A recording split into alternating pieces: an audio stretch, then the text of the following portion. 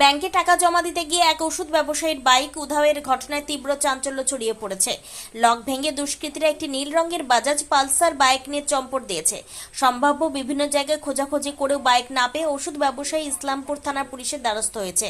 জানা গিয়েছে, ইসলামপুরের থানা কলোনি এলাকার বাসিন্দা পেশা ওষুধ ব্যবসায়ী অমিয় দত্ত উকিলপাড়া এলাকায় থাকা HDFC ব্যাংকের সামনে একটি চায়ের দোকানের সামনে মোটর বাইকটি রেখে টাকা জমা দিতে গিয়েছিলেন। প্রায় আধ ঘন্টা পর ফিরে বাইক না পেয়ে হতবাক হয়ে পড়েন অমিয়বাবু। HDFC ব্যাংকের সামনে কোনো সিসিটিভি না থাকা ওই রোডে অন্য ব্যবসায়িক প্রতিষ্ঠানের সিসিটিভির ফুটেজ খতিয়ে দেখছে পুলিশ। ঘটনা তদন্ত শুরু করেছে ইসলামপুর থানার পুলিশ। তো ওই 10টা থেকে 10:30 অব্দির মধ্যে কাজ হয়েছে। তারপরে নিচে এসে দেখি বাইকটা এখানে জাস্ট লাগানো ছিল, এসে দেখি এখানে কোনো বাইক নেই।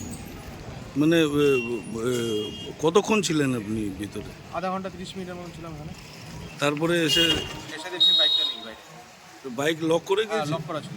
কি বাইক ছিল? পালসার 180 ব্লু কালারের।